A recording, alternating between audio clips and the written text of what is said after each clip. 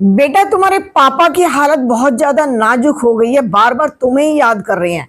2-3 दिन के लिए अपने परिवार को लेकर आ जाते, बहू को लाते, पोते पोतियों को लाते तो शायद इनकी तबीयत कुछ संभल जाती। पर माँ, मैं कैसे आऊं? आपको तो पता है मेरी प्राइवेट जॉब है, एक दिन की भी छुट्टी मुझे उसमें नहीं मिलती है। मैं आपको कैसे समझाऊं कि आपकी बहू भी जॉब ही करती है और बच्चे सुबह स्कूल चले जाते हैं। मैं अपनी जॉब को कैसे मैनेज कर रहा हूं, सिर्फ मैं ही जानता हूं। और पीछे से बड़ी बहू की आवाज आई थी, सुनो जी, मेरी बात तो करवा मत देना। हमने कितनी बार कहा है कि वह जमीन, जो गांव की जमीन है, उसे बेच दो ना, उसमें रखा ही क्या है।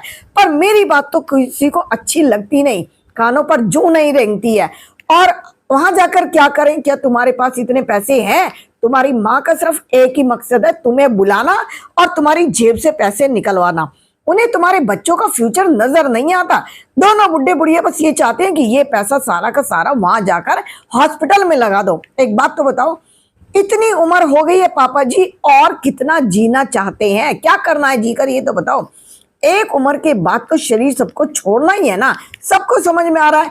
लेकिन मम्मी जी को कुछ भी समझाओ, इन्हें कुछ फर्क नहीं पड़ता है। और सास के कानों में सारी की सारी बातें गूंज रही थी, सब सुनाई दे रहा था।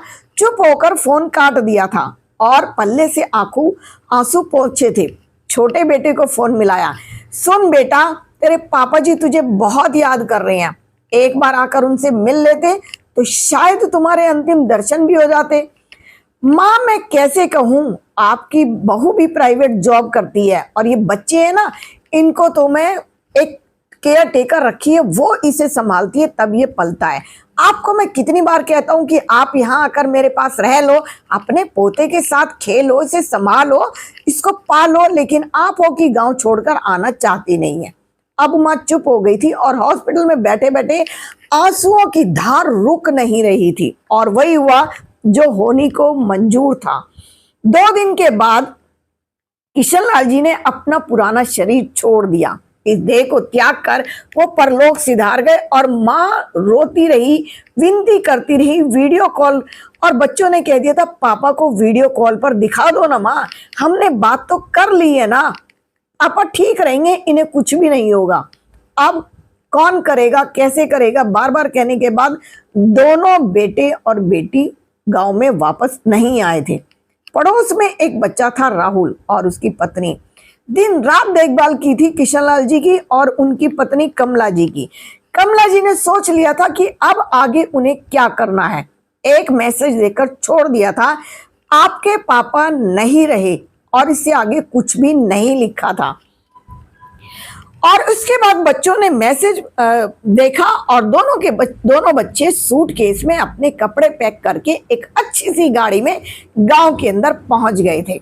माँ बैठी थी, रो रही थी, पास में था राहुल और राहुल की पत्नी। दोनों के दोनों आने जाने वालों को कभी पानी पिला रहे थे, कभी चाय पिला रहे थे और बार बार कह रहे थे, आंटी जी मुंह के अंदर कोई निवाला तो डालिए, आपको तो ये जीवन अभी आगे भी जीना है। जितनी उनमें समझ थी उतना ही वो दोनों के दोनों उनको समझा रहे थे, पर उनके आंसू थम नहीं रहे थे। और 2 दिन के बाद जैसे आंसू भी साथ छोड़ चुके थे, अब 13वीं तक उन्हें एक ही गद्दी पर बैठना था। 13 दिन तक होनी थी 13वीं।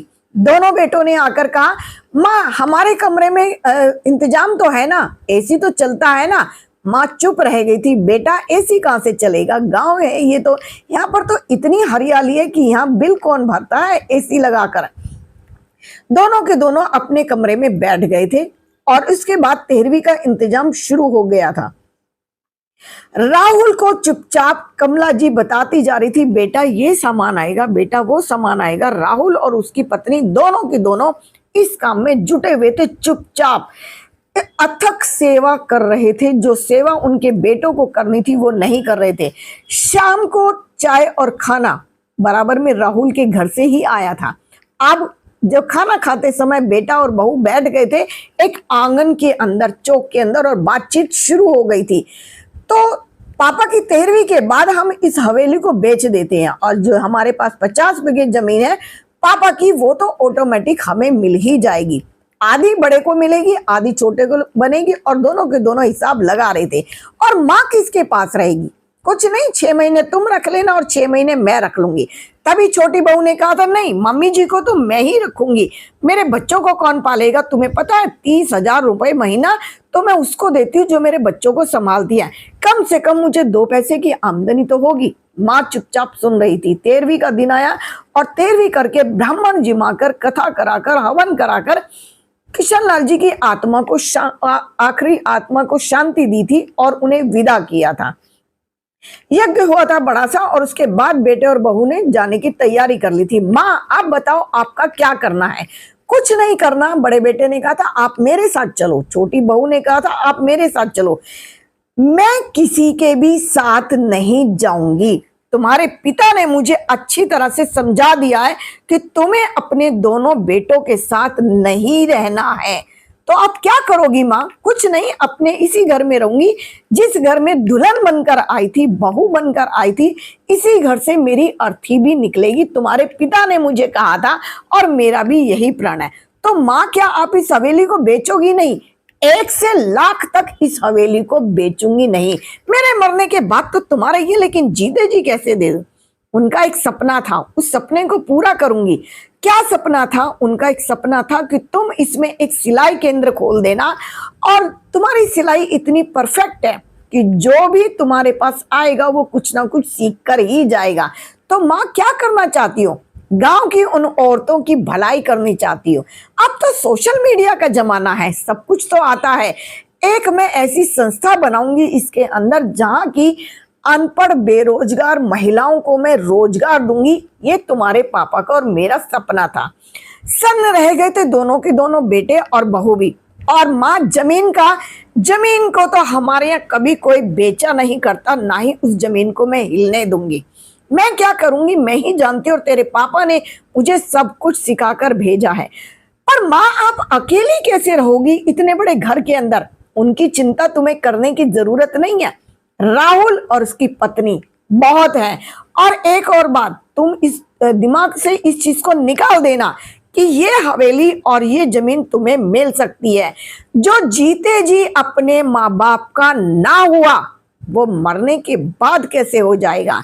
तो तेरे पापा ने पहले ही जीते जी ये घर और ये जमीन एक संस्था के नाम कर दिया है और इसका कुछ हिस्सा उन्होंने राहुल को और राहुल की पत्नी को भी दे दिया है। राहुल की पत्नी चौंक गई थी। बेटा तुमने दोनों ने इतनी सेवा की है तो कुछ तो तुम्हें मेवा मिलने का हक बनता ही है। माँ ने ये फैसला दोनों बच्चों को और अपनी बेटी को सुना दिया था। आप भी मुझे कमेंट्स करके बता सकते हैं क्या माँ ने अपना फैसला सही किया था? क्या करना चाहिए था माँ को और क्या करना चाहिए था पिता को? दोनों बेटों ने जो किया क्या ये सही था? आजकल तो जॉब करने का एक, जैसे जो पढ़े लिखे हैं, एक रिवाज है, सभी करते हैं, सबको जरूरत है। लेकिन क्या माता पिता के लिए इतना भी समय नहीं है कि उनके आखिरी समय में उनसे 2 शब्द बोले जाए और बात की जाए? आखिरी समय में भी जो बच्चे मिलना नहीं चाहते हैं, ऐसे बच्चों के लिए कमेंट्स करके बताइए आप क्या कहना चाहेंगे। अगर आपको मेरी वीडियो अच्छी लगती है तो वीडियो को लाइक कीजिए, शेयर कीजिए, सब्सक्राइब कीजिए, कमेंट्स कीजिए। हंसते रहें, मुस्कुराते रहें, व्यस्त रहें और जिंदगी को ऐसे जिएं कि लोग याद करें कि कोई जीवन जीकर गया है। बच्चों के मोह में कितना फंसना है ये हम सभी जानते हैं। खुश रहें, मस्त रहें, व्यस्त रहें और आपके कमेंट्स का बेसब्री से इंतजार रहेगा।